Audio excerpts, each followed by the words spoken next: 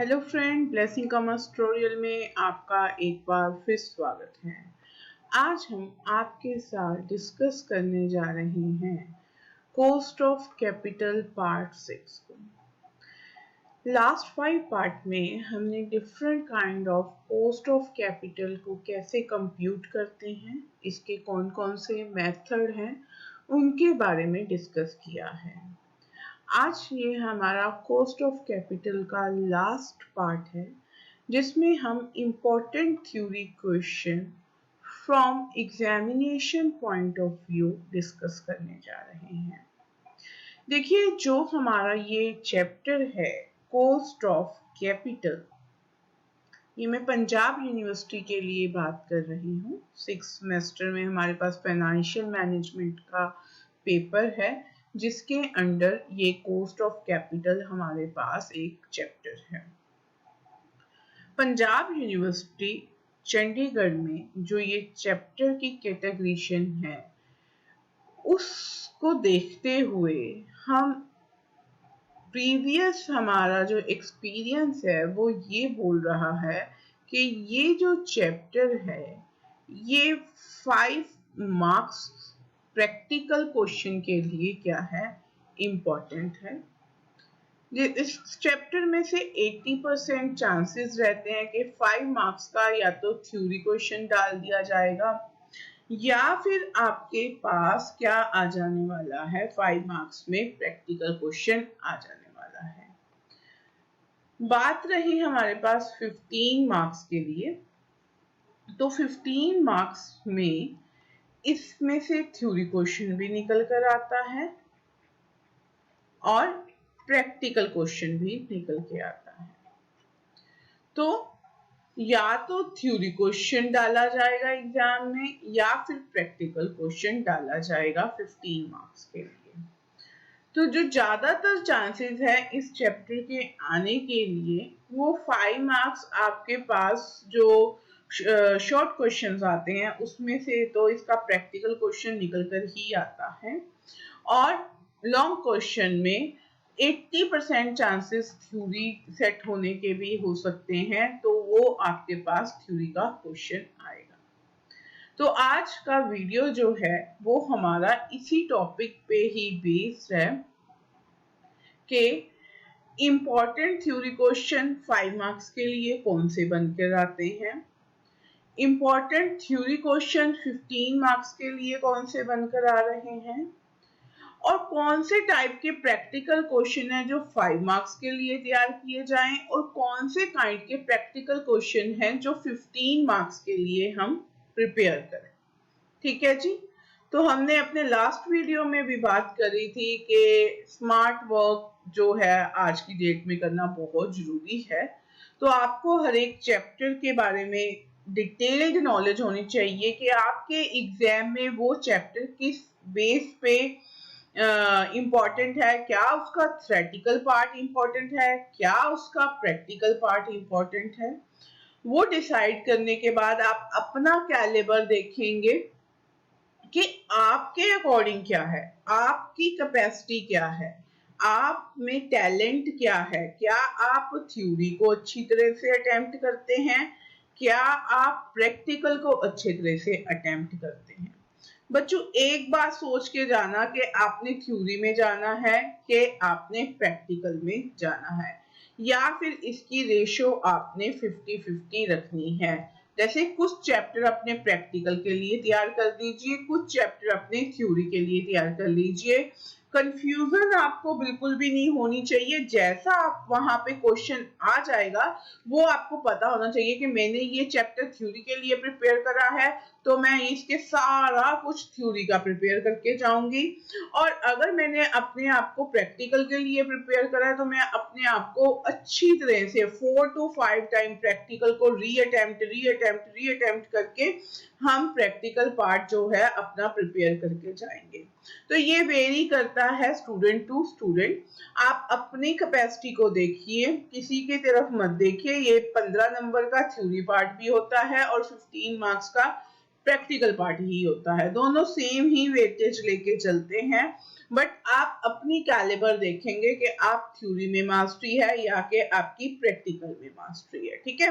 That's why हमने अभी जितने भी लास्ट अपनी सीरीज बनाई है वो सारी प्रैक्टिकल पे बनाई थी, और आज की जो मेरी सीरीज है वो मैंने थ्योरेटिकल क्वेश्चन आपको बताने जा रही हूँ, सो दैट अगर आपका माइंडसेट थ्योरी की तरफ जाता है तो आप ये सारे थ्योरेटिकल क्वेश्चन करके जाइए, सो दैट अगर कॉस्ट ऑफ कैपिटल चैप्टर जो है किसी भी तरह थ्योरेटिकल बेस में आता है तब भी आपका कोई क्वेश्चन लीव ना, ठीक है जी। चलिए शुरू करते हैं। फर्स्ट हम क्या करने जा रहे हैं, important theory question for 5 marks, ठीक है जी।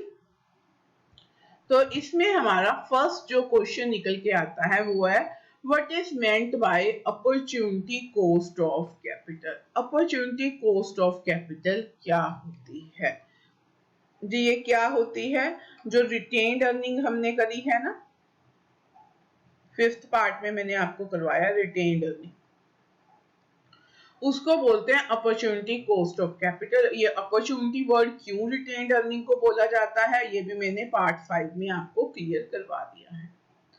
The very important 5 marks question is defined cost of capital. Part 1 मेरा इसके लिए रेफर मैं कर रही हूँ। कॉस्ट ऑफ कैपिटल क्या होता है, इसके कंपोनेंट क्या होते हैं, वो आपने मेंशन करके आने हैं, ठीक है। बेटर होगा अगर सारे कंपोनेंट के आप फॉर्मूलाज भी लिखाते हैं। Third question is how is cost of debt computed.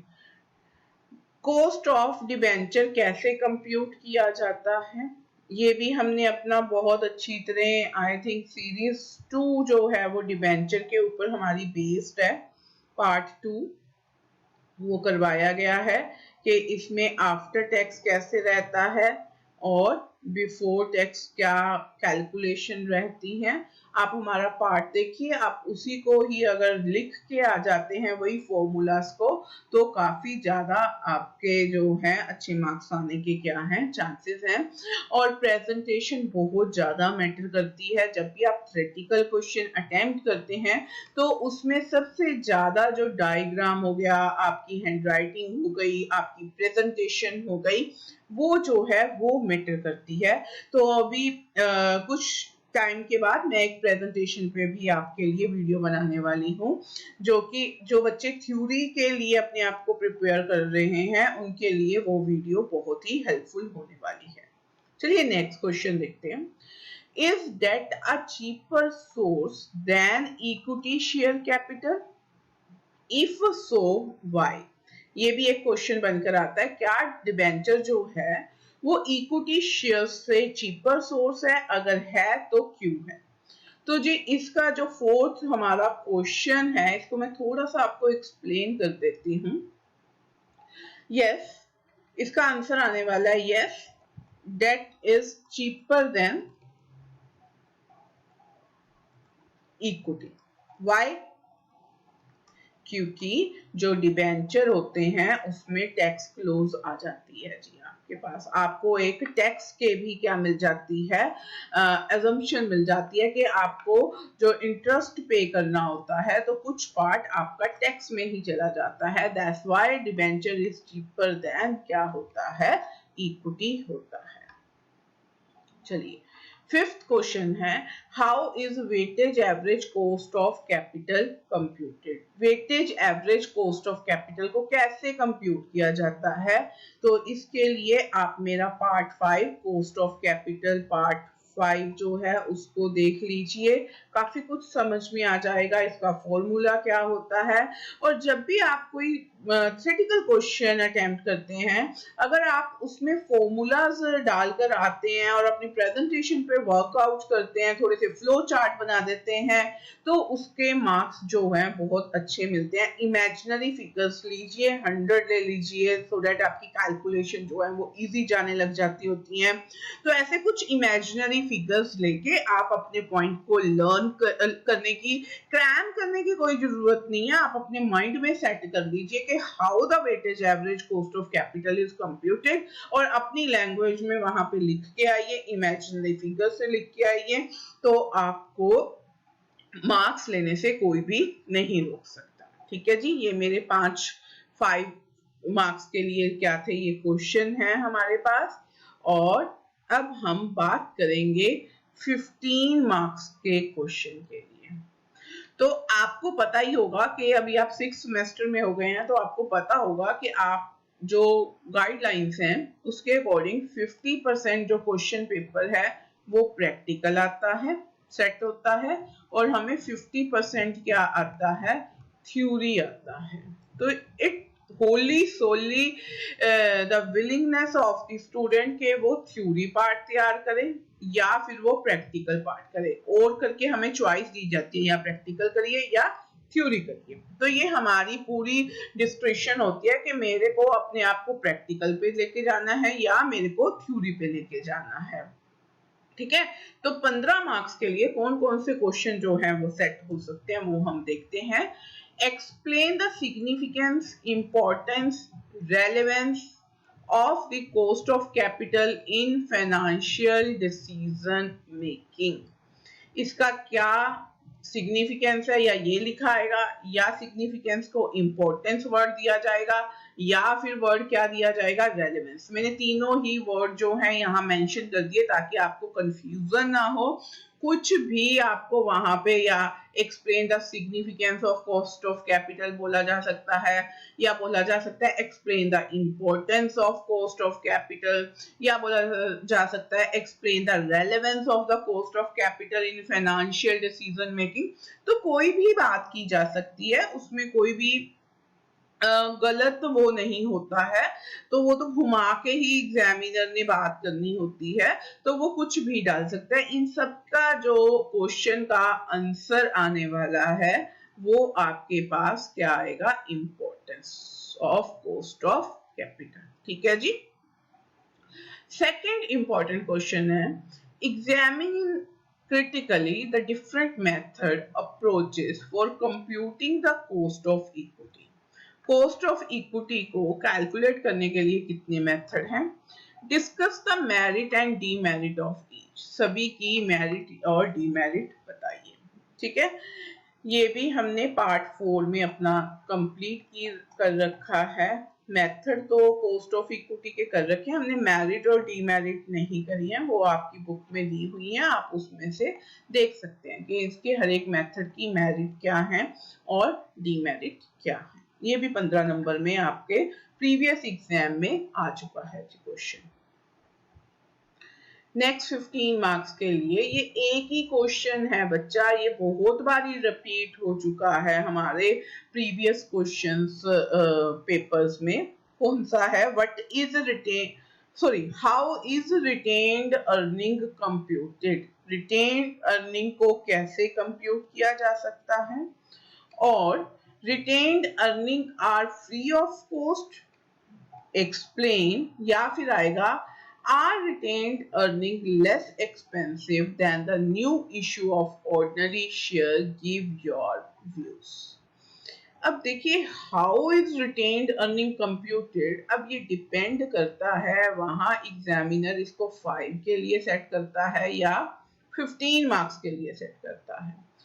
5 के लिए करेगा तो आपको हाफ पेज में इसको वाइंड अप करना है, जस्ट रिटेन्ड अर्निंग का मतलब देना है, इसका फॉर्मूला लिखना है एंड दैट्स इट।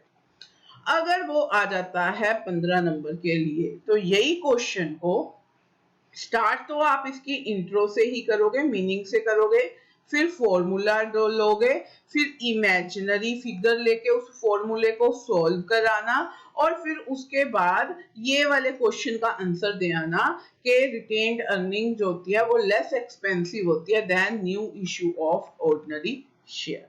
तो वहां पे बच्चों आपको डिसाइड करना है कि 5 नंबर के लिए पूछा गया क्वेश्चन के 15 नंबर के लिए ये पूछा गया है। तो ये वाला क्वेश्चन हमारा बहुत ही इंपॉर्टेंट क्वेश्चन है। नेक्स्ट जो क्वेश्चन है ये वाला, this is also very important theory point of view से। How is the cost of different source of capital measure, illustrate and explain. ठीक है जी। तो different cost of source of capital, इसमें सारा कुछ आपको लिख के आना है। डेट कैसे करोगे, प्रेफरेंस शेयर का क्या फॉर्मूला है, इक्विटी का क्या फॉर्मूला है, रिटेन्ड अर्निंग का क्या फॉर्मूला है, इमेजिनरी फिगर्स लेना, सबको सॉल्व कर देना। हमारे सारे पार्ट देखिए, आपको ये सभी के फॉर्मूलाज इजीली समझ में आ जाएंगे। ठीक है। नेक्स्ट क्वेश्चन कहता है, explain the problem in the determination of composite cost of capital. क्या क्या हमें प्रॉब्लम आती हैं जब हम कॉम्पोजिट कॉस्ट ऑफ कैपिटल को डिटरमिन करते हैं। अब जो ये कॉम्पोजिट कॉस्ट ऑफ कैपिटल नया वर्ड जो डाल दिया गया है, इसका मतलब ही क्या होता है बच्चा, वेटेज कॉस्ट ऑफ कैपिटल, और इसको एक और वर्ड से जाना जाता है, overall cost of capital. Done. तो ये मेरे डिफरेंट डिफरेंट इसके क्या हैं, नाम है। Weightage average cost of capital, आपका वेटेड कॉस्ट ऑफ कैपिटल हो गया, कंपोजिट कॉस्ट ऑफ कैपिटल हो गया, ओवरऑल कॉस्ट ऑफ कैपिटल हो गया। इन सब के डिफरेंट डिफरेंट ये नाम है, और इनकी प्रॉब्लम्स को हमें क्या करना है, डिस्कस करना है। ये भी 15 नंबर के लिए पूछा जा सकता है। ठीक है। अब सबसे इम्पोर्टेंट जो बात है, यहाँ पे हमारे पास 15 मार्क्स हैं जी, 5 नंबर नहीं है। ये कितना है आपके पास, 15 मार्क्स है। ठीक है। तो प्रैक्टिकल क्वेश्चन हम कौन से 5 मार्क्स के लिए करके जाएं और कौन से हम 15 मार्क्स के लिए करके जाएं। बच्चा देखो, जो 5 मार्क्स के लिए हैं वो किसी भी स्पेसिफिक सोर्स ऑफ फाइनेंस पे पूछ लेंगे। जैसे सिर्फ डेट पे पूछ लिया गया, उसका कोई भी सम उठा के उसने दे दिया, या प्रेफरेंस शेयर पे दे दिया, या आपका कौन है इक्विटी पे दे दिया गया, या रिटेन्ड अर्निंग पे, जो भी एक कोई भी। ठीक है। एक किसी पे भी सम डाल के वो 5 मार्क्स में पूछ सकते हैं। 15 मार्क्स के लिए जो इम्पोर्टेंट क्वेश्चन है वो है आपके पास weighted average cost of capital. Most of the time इसी मेथड से ही 15 मार्क्स में पूछा गया है क्वेश्चन, या फिर इन सारे को हमारे वो A B C D part बना के भी पूछ सकते हैं। एक मैं पॉइंट और क्लियर करती हूँ, ये weightage average cost of capital का एक क्वेश्चन तो वो वाला इंपॉर्टेंट है जो मैंने अपनी पार्ट 5 में आपके साथ डिस्कस करा है, बिफोर रेजिंग लोन और after raising loan weightage average में। एक ये वाला क्वेश्चन बच्चा करके जाना, और एक आप करके जाना कि जब आप बुक वैल्यू को वेट लेते हो या फिर मार्केट वैल्यू को वेट लेते हो, दोनों तरह वेट लिए जाते होते हैं। एक ये वाला क्वेश्चन आपकी बुक में है कि वेटेज एवरेज फाइंड करो, पहले बुक वैल्यू वेट लेके फिर मार्केट वैल्यू वेट लेके। अगर आपको नहीं मिलता आप मेरे को कमेंट बॉक्स में लिखिए, मैं ये वाला क्वेश्चन आपको सॉल्व करवा दूंगी कि जब हम वेटेज एवरेज को बुक वैल्यू लेते हैं या फिर हम मार्केट वैल्यू से कैलकुलेट करते हैं। तो वेटेज एवरेज जब प्रिपेयर करने बैठोगे ना, तो जो मैंने पार्ट 5 में जो एक क्वेश्चन सोल्व करवाया हुआ है उस टाइप को अच्छी तरीके से देख लेना, और एक ये वाला क्वेश्चन देख लेना कि बुक वैल्यू वेट जब लेते हैं तो कैसे कैलकुलेट होता है और मार्केट वैल्यू होता है तो कैसे होता है। ठीक है जी। तो ये आज हमारा वीडियो था।